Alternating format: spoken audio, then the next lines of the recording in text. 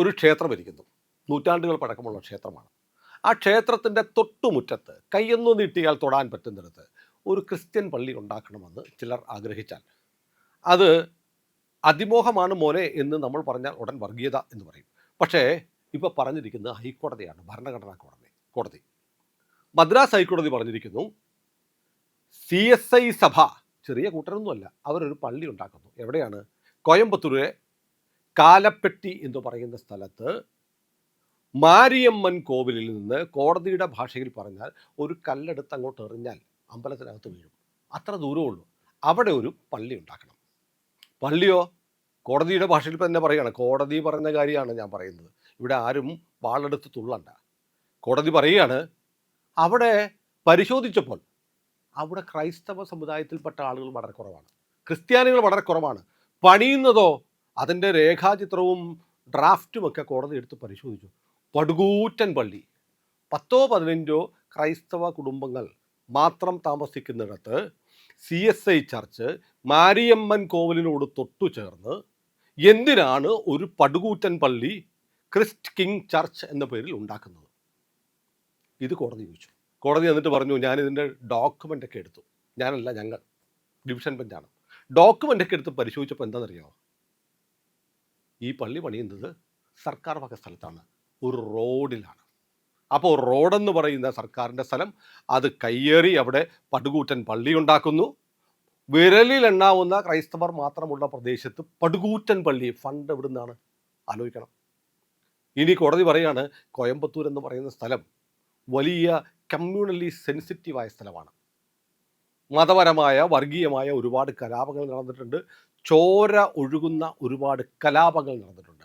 അവിടെ ഒരു ക്ഷേത്രത്തിൻ്റെ നൂറ്റാണ്ടുകൾ പഴക്കമുള്ള മാരിയമ്മൻ കോവിലിൻ്റെ തൊട്ടുമുറ്റത്ത് പൊതുസ്ഥലം കയ്യേറി ഒരു പള്ളി ഉണ്ടാക്കാൻ ജില്ലാ കളക്ടർ അനുമതി കൊടുത്തിരിക്കുന്നു, പോലീസ് അനുമതി കൊടുത്തിരിക്കുന്നു. ഇതെന്തൊരു ന്യായമാണ് എന്ന് ചോദിച്ചിരിക്കുന്നത് മദ്രാസ് ഹൈക്കോടതിയുടെ ഡിവിഷൻ ബെഞ്ചാണ്. ഡിവിഷൻ ബെഞ്ച് എന്നിട്ട് പറഞ്ഞു, ഈ പള്ളി ഇപ്പോൾ പണിയണ്ട എന്ന് പറഞ്ഞു. ജസ്റ്റിസുമാരായ GR സ്വാമിനാഥനും V ലക്ഷ്മിനാരായണനും അടങ്ങുന്ന ഡിവിഷൻ ബെഞ്ചിൻ്റെ ഉത്തരവാണ്. അപ്പം സ്വാഭാവികമായും വേണമെങ്കിൽ പറയാം, ഹിന്ദു സംഖ്യകളിലിരിക്കുന്ന ബെഞ്ച് എന്നൊക്കെ കോടതികളെ വിമർശിക്കാൻ ഇപ്പോൾ ആളുകൾ മുന്നോട്ട് വരുന്ന കാലമാണ്. പക്ഷേ കോടതി എന്താ പറഞ്ഞിരിക്കുന്നത്? കൃത്യമായ മെറിറ്റാണ്. എവിടെ പണിയുന്നു? പൊതുസ്ഥലത്ത്. അത് കയ്യേറി പണിയുന്നു. അതുകൂടാതെ വളരെ സംശയാസ്പദമാണ് എന്ന് കോടതി പറഞ്ഞു. കാരണം അവിടെ ക്രൈസ്തവ കുടുംബങ്ങൾ വിരലിലെണ്ണാവുന്നത് മാത്രമേ ഉള്ളൂ. അപ്പോൾ എന്തിനാണ് ഒരു കൂറ്റൻ പള്ളി, ലക്ഷക്കണക്കിനല്ല കോടികൾ മുടക്കി ഒരു കൂറ്റൻ പള്ളി ക്രിസ്തുരാജൻ്റെ പേരിൽ, ക്രൈസ്റ്റ് കിങ് ചർച്ച് എന്ന പേരിൽ CSI ചർച്ച് നമ്മുടെ ഇവിടെയൊക്കെ ഉണ്ട്. വെള്ളനേറ്റിക്കാരെന്ന് പറയുമ്പോൾ ആളുകൾ ചൊടിക്കും ചിലർ. നോക്കൂ, മറ്റുള്ളവൻ്റെ നെഞ്ചത്ത് കയറിയാണോ നമ്മൾ നമ്മുടെ ആരാധന നടത്തേണ്ടത്? നമ്മൾ ഈ വിമർശിക്കാറുണ്ടോ? പൊതുസ്ഥലത്ത് വന്നിരുന്ന് ഈ നിസ്കരിക്കുന്ന പരിപാടി തെറ്റാണെന്ന് പറയുമ്പോൾ നമ്മുടെ കൂടെ ക്രൈസ്തവ സഹോദരങ്ങളും എന്ന് പറയാറുണ്ട്, തെറ്റാണ്, അങ്ങനെ ചെയ്യാൻ പാടില്ല. പക്ഷേ ഒരു ഹിന്ദുവിൻ്റെ ആരാധനാലയം നൂറ്റാണ്ടുകളായി പഴക്കമുള്ളതും നടക്കുന്നു. അവൻ്റെ മുറ്റത്തൊരു പള്ളി ഉണ്ടാക്കണം, അതും പൊതുസ്ഥലം കയ്യേറി ഉണ്ടാക്കണം, അത് ഞങ്ങളുടെ അവകാശമാണെന്ന് പറയുക, അതിനെതിരെ വർത്തമാനം പറയുന്നവരെ ഉപദ്രവിക്കുക, കേസ് കൊടുക്കുക, ഇതൊക്കെ ശരിയായ നടപടിയാണോ? ചോദിച്ചത് മദ്രാസ് ഹൈക്കോടതിയുടെ ഡിവിഷൻ ബെഞ്ചാണ്. ഇനി അപ്പീൽ പോകാൻ സുപ്രീം കോടതി പോകാനേ പറ്റുള്ളൂ. ഡിവിഷൻ ബെഞ്ച് ഇങ്ങനെ പറഞ്ഞിരിക്കുന്നു. അത് മാത്രമല്ല, ഡിവിഷൻ ബെഞ്ച് പറഞ്ഞ പ്രധാനപ്പെട്ട കാരണങ്ങൾ ഞാൻ പറഞ്ഞു. അതുകൂടാതെ ഡിവിഷൻ ബെഞ്ച് പറഞ്ഞു, നമുക്ക് ഈ ആരാധന നടത്തുക എന്നൊക്കെ നമ്മുടെ അവകാശമാണ്, പക്ഷേ അത് മറ്റുള്ളവൻ്റെ നെഞ്ചത്തോട്ട് കയറ്റിയിട്ടല്ല. ഏറ്റവും പ്രധാനപ്പെട്ട ഒരു കാര്യം, ഈ ഹർജി കൊടുത്ത ബാലസുബ്രഹ്മണ്യൻ എന്ന് പറയുന്ന ആൾ നിങ്ങളെ ഞെട്ടിക്കുന്നൊരു കാര്യം കോടതി മുമ്പാകെ പറഞ്ഞത്, കോടതിയുടെ രേഖകളിൽ എഴുതി വെക്കാൻ, രേഖപ്പെടുത്താൻ, റെക്കോർഡാക്കാൻ ഡിവിഷൻ ബെഞ്ച് പറഞ്ഞു. എന്താണെന്നറിയോ? തമിഴ്നാട്ടിൻ്റെ പല ഭാഗങ്ങളിലും വ്യാപകമായ പോസ്റ്ററുകളും ബാനറുകളും വന്നിരിക്കുന്നു. തെളിവുകൾ, ഫോട്ടോഗ്രാഫുകളെല്ലാം കോടതിയിൽ ഹാജരാക്കി. എന്താണെന്നറിയോ പോസ്റ്ററുകളിൽ, ബാനറുകളിൽ എഴുതിയിരിക്കുന്നത്? ഭരണം മാറിയിരിക്കുന്നു, ജോസഫ് വിജയുടെ സർക്കാർ വന്നിരിക്കുന്നു, അതുകൊണ്ട് ഓരോ വില്ലേജിലും നമ്മൾ ഉണ്ടാക്കണം പള്ളികൾ എന്നു പറഞ്ഞുള്ള പോസ്റ്ററുകളും ഫ്ലെക്സ് ബോർഡുകളും തമിഴ്നാടിൻ്റെ പല ഭാഗത്തും വന്നിരിക്കുന്നു. ഇത് രാഷ്ട്രീയവും അധികാരവും മതവും കൂട്ടിക്കലർത്തി സംഘടിതമായ ഒരു നീക്കം തമിഴ്നാട്ടിൽ നടത്താൻ ചില കേന്ദ്രങ്ങൾ ശ്രമിക്കുന്നതിൻ്റെ ഭാഗമാണ് എന്നാണ് ഹർജിക്കാരൻ പറഞ്ഞത്. കോടതി ഈ മെറ്റീരിയൽസ്, തെളിവുകൾ, ഫോട്ടോഗ്രാഫുകൾ ഒക്കെ എടുത്ത് നോക്കിയിട്ട് പറഞ്ഞു, ഇതൊരു കുഴപ്പമുണ്ട് ഇതിനകത്ത്.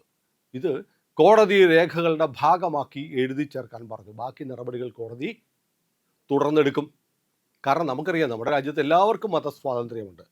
അവനവൻ്റെ മതത്തിൽ വിശ്വസിക്കാനും മതം പ്രചരിപ്പിക്കാനും അവകാശമുണ്ട്. പക്ഷേ ആ മതം മറ്റുള്ളവൻ്റെ മേൽ അടിച്ചേൽപ്പിക്കുമ്പോഴാണ് പ്രശ്നം ഉണ്ടാകുന്നത്.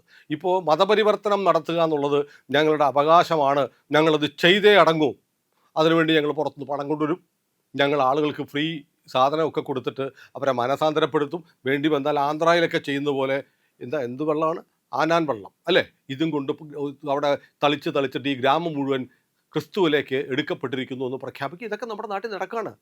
അപ്പം ഞാൻ പലപ്പോഴും ആലോചിക്കാറുണ്ട്, പ്രിയപ്പെട്ട പ്രേക്ഷകരെ, ഒരു ദൈവം, ആ ദൈവം പറയുകയാണ്, അല്ലെങ്കിൽ ദൈവത്തിൻ്റെ വിശ്വാസികൾ പറയുകയാണ്, ആ ദൈവത്തിന് അനുയായികൾ കൂടിയാൽ മാത്രമേ ദൈവത്തിന് ശക്തി ഉണ്ടാവുള്ളൂ, ദൈവത്തിന് പ്രശസ്തി ഉണ്ടാവുള്ളൂ എന്ന് പറഞ്ഞാൽ ആ ദൈവം എത്ര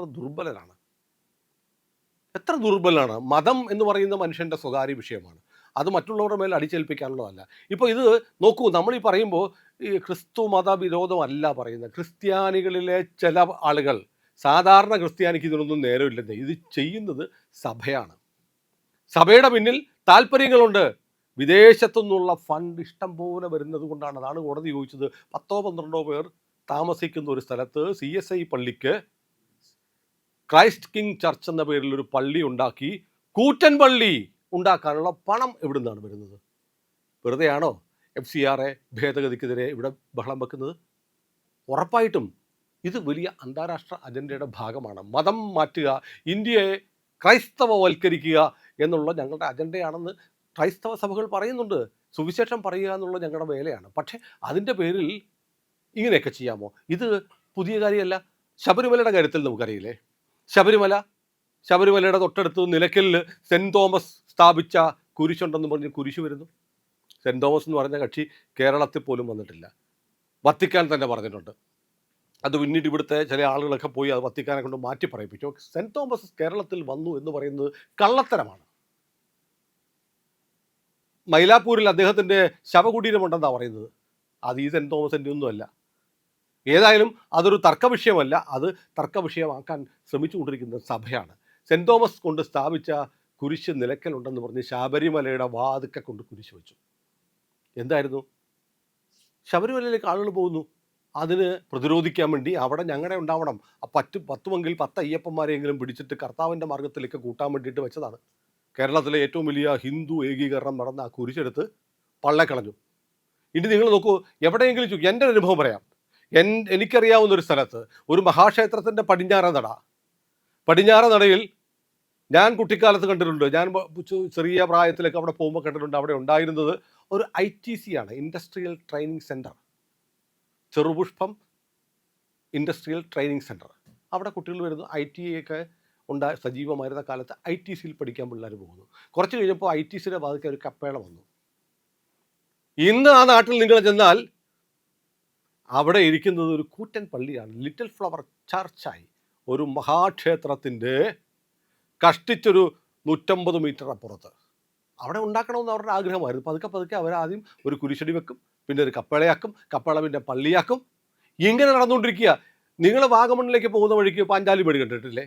പാഞ്ചാലിമേട് അതിമനോഹരമായ പുൽമേടുകൾ നിറഞ്ഞ മലനിരകളാണ്. ആളുകൾ പോയി അവിടെ കയറാറുണ്ട്. വനവാസകാലത്ത് പാണ്ഡവന്മാർ വന്ന് താമസിച്ചു എന്ന് പറയുന്ന മലയാണ് പാഞ്ചാലിമേട്. പാഞ്ചാലിക്കൊപ്പം താമസിച്ചു. അവിടെ അതിൻ്റെ താഴെയുള്ള പ്രസിദ്ധമായ വള്ളിയങ്കാവിൻ്റെ മൂലസ്ഥാനം ഈ പാഞ്ചാലിമേട്ടിലാണ്. ഒരു ക്ഷേത്രമുണ്ട്, തിരുവിതാംകൂർ ദേവസ്വം ബോർഡിൻ്റെ ക്ഷേത്രം. കാലങ്ങളായി, നൂറ്റാണ്ടുകൾ പഴക്കമുള്ളൊരു ക്ഷേത്രം. ദേവസ്വം ബോർഡ് ഭരിക്കുന്ന ക്ഷേത്രം ഇപ്പോഴും അവിടെയുണ്ട്. പക്ഷേ നിങ്ങളിപ്പോൾ ചെന്ന കാണുന്നതെന്നറിയോ? പാഞ്ചാലിമേട്ടിലെ മലകളിലൊക്കെ കോൺക്രീറ്റ് കൊണ്ടുള്ള കുരിശുകൾ സ്ഥാപിച്ചിട്ടുണ്ട്. റവന്യൂ ഭൂമിയാണ്, ഫോറസ്റ്റ് ലാൻഡാണ്, കുരിശാണ്, കുരിശ് കൃഷി. ഇത് സാധാരണ എന്നെ കേൾക്കുന്ന സാധാരണ ക്രിസ്ത്യാനിക്ക് ഇതിന് യോജിക്കാൻ പറ്റുമോ? ഇങ്ങനെയാണോ മതം വളർത്തുന്നത്? മലകളിലൊക്കെ കുരിശ് വിതയ്ക്കുക, എന്നിട്ട് ആ മലകൾ സ്വന്തമാക്കുക, എന്നിട്ട് അവിടേക്ക് മലകയറ്റം തീർത്ഥാടനം നടത്തുക. നിങ്ങൾ പറയുന്ന ക്രൂശിതനായ ക്രിസ്തുദേവൻ പഠിപ്പിച്ചത് ഇതാണോ? ഭൂമി വെട്ടിപ്പിടിക്കലല്ലേ ഈ കുരിശ് സ്ഥാപിക്കലിൻ്റെ പേരിൽ നടക്കുന്നത്? മറ്റു മതങ്ങളുടെ വിശ്വാസങ്ങൾ ഹനിക്കുന്ന അവിടെ നിൽക്കട്ടെ. സർക്കാരിൻ്റെ ഭൂമി പിടിച്ചെടുത്ത് തങ്ങളുടെ മലയൊക്കെ, കാടൊക്കെ, ഭൂമിയൊക്കെ കുരിശ് സ്ഥാപിച്ച് സ്വന്തമാക്കുന്ന പ്രവർത്തനം കേരളത്തിൽ നടക്കുന്നുണ്ട് എന്നു പറഞ്ഞാൽ നിഷേധിക്കാൻ പറ്റുമോ? കേരളത്തിലെ മുസ്ലിങ്ങൾ ചെയ്യുന്നില്ല അങ്ങനെ, കേരളത്തിലെ ഹിന്ദുക്കളും ചെയ്യുന്നില്ല. കാണുന്ന എല്ലാ മലയിലും കൊണ്ട് ഓം എന്നുള്ള അടയാളമോ ശൂലമോ ഹിന്ദു വെക്കുന്നുണ്ടോ? നിങ്ങളല്ലേ ചെയ്യുന്നത്. നിങ്ങളിൽ ഒരു വിഭാഗം സാധാരണ ക്രിസ്ത്യാനിയല്ല. ഇതൊരു പ്രശ്നമാണെന്നേ. അതാണ് ഹൈക്കോടതി പറഞ്ഞ് മതേതരത്വം എന്ന് പറഞ്ഞാൽ എല്ലാ മതങ്ങളും സമഭാവനയോടെ സൗഹാർദ്ദത്തോടെ കഴിയുകയാണ്, അല്ലാതെ മറ്റുള്ളവൻ്റെ നെഞ്ചത്തോട് കയറലല്ല. പൊതുഭൂമി പിടിച്ചെടുത്ത് പള്ളി ഉണ്ടാക്കുന്ന പരിപാടി ഓടത്തില്ല. വലിയ സഭയാണ് CSI സഭ. CSI ചർച്ചിൻ്റെ ഈ പള്ളി നിർമ്മാണം തെറ്റാണെന്ന് കരുതി കണ്ടെത്തി ഹൈക്കോടതി, മദ്രാസ് ഹൈക്കോടതി സ്റ്റേ ചെയ്തിരിക്കുന്നു. നമ്മുടെ നാട്ടിലെ മാധ്യമങ്ങൾ ഇതൊന്നും പറയത്തില്ല. അപ്പോൾ ഇതൊരു വലിയ ഇന്ത്യക്ക് വേണ്ടിയിട്ട് തിമോത്തി പ്രൊജക്റ്റ്, ജോഷ്വ പ്രൊജക്റ്റ് എന്നൊക്കെ പറഞ്ഞ് ഇന്ത്യയെ മതം മാറ്റി ക്രൈസ്തവ സംസ്ഥാനമാക്കി, വടക്ക് കിഴക്കൻ സംസ്ഥാനങ്ങളെ പോലെ ആക്കി മാറ്റാനുള്ള ശ്രമം സംഘടിതമായി സഭ നടത്തുന്നുണ്ട്. അതിനുവേണ്ടി കോടിക്കണക്കിന്, 100 കണക്കിന് കോടി രൂപയാണ് ഒഴുകി വന്നുകൊണ്ടിരിക്കുന്നത്. അതിനൊരു നിയന്ത്രണം കൊണ്ടുവരാനാണ് കേന്ദ്ര സർക്കാർ ശ്രമിക്കുമ്പോൾ ഇവർ അടുത്ത ദിവസം പള്ളികളിലൊക്കെ പ്രാർത്ഥിക്കാൻ പോവാണ്. FCRA നിയമ ഭേദഗതി കൊണ്ടുവരാനുള്ള തീരുമാനത്തിൽ നിന്ന് മാറാൻ മോദിയുടെ മനസ്സ് മാറ്റണേ പൊന്നു തമ്പുരാനെ കർത്താവേ എന്ന് പറഞ്ഞ് പ്രാർത്ഥിക്കാൻ പോവുകയാണ് എന്ന് പറഞ്ഞ് എനിക്ക് ഒരാളൊരു മെസ്സേജ് അയച്ചു. നേരാണോ എന്ന് എനിക്കറിയില്ല. ഏതായാലും കാര്യങ്ങൾ ഇങ്ങനെയൊക്കെയാണ്. ഈ ചില നീതിപീഠങ്ങളിലിരിക്കുന്ന ന്യായാധിപന്മാർക്ക് വർഗീയ തീവ്രമില്ലാത്തത് കൊണ്ട് തെമ്മാടിത്തരം ആര് കാണിച്ചാലും അത് തെമ്മാടിത്തരമാണ് എന്ന് പറയാൻ കഴിയുന്ന ചില ജഡ്ജിമാർ ഉള്ളതുകൊണ്ട് ഇത്തരം തെമ്മാടിത്തരങ്ങൾ, തമിഴ്നാട്ടിൻ്റെ ഒരു ഭൂമികയാണ്, മതം മാറ്റത്തിൻ്റെ ഒരു ഭൂമികയാണ്. അവിടെ ഹിന്ദു നാമധാരികളായ ഒട്ടേറെ ആളുകൾ വിശ്വാസം കൊണ്ട് ക്രൈസ്തവരാണ്, ക്രിപ്റ്റോ ക്രിസ്ത്യൻസ് എന്ന് പറയും. അവരിപ്പോൾ പറയുന്നത് മതമൊന്നും ആരെയും മാറ്റുന്നില്ലെന്നേ, മനം മാറ്റുകയാണ്. അപ്പോൾ പേര് രാഘവനെന്നും സന്ദീപെന്നും ഒക്കെ ആയിരിക്കും, പക്ഷേ മനസ്സിൽ കർത്താവായിരിക്കും. വീട്ടിലിരിക്കുന്നതും ക്രൂശിതനായ ക്രിസ്തുവിൻ്റെ രൂപമായിരിക്കും. നല്ലതാണെന്നേ. ലോകക്ഷേമത്തിന് വേണ്ടി, മാനവരാശിക്ക് വേണ്ടി കുരിശേറിയ ഒരു മനുഷ്യൻ, അദ്ദേഹത്തിൻ്റെ പേരിൽ ചെയ്യുന്ന കാര്യങ്ങൾക്ക് ഒരു മിനിമം മര്യാദ വേണമെന്നാണ് മദ്രാസ് ഹൈക്കോടതി ഓർമ്മിപ്പിച്ചത്. ഇതുകൊണ്ടെങ്കിലും ഈ മതപരിവർത്തന മോഹവുമായി നടക്കുന്ന വെള്ള നൈറ്റിക്കാർക്ക് കുറച്ചെങ്കിലും വെളിവ് കിട്ടണേ എന്ന് കർത്താവിനോട് പ്രാർത്ഥിക്കാം. ഏതായാലും പ്രിയപ്പെട്ടവരെ, നമ്മുടെ മാധ്യമങ്ങൾ ഇതൊന്നും പറഞ്ഞിട്ടില്ല. ഇത് പറയാൻ ഇന്ത്യ ലൈവ് മാത്രമേ ഉള്ളൂ. അതുകൊണ്ട് പ്രിയപ്പെട്ടവർ, നമ്മുടെ ചാനൽ ഇതുവരെ സബ്സ്ക്രൈബ് ചെയ്തിട്ടില്ല എങ്കിൽ ഉറപ്പായും അത് ചെയ്താൽ ഇനിയും ഇത്തരം കാര്യങ്ങൾ പറയാൻ ഞങ്ങളിവിടെ ബാക്കിയുണ്ടാവും.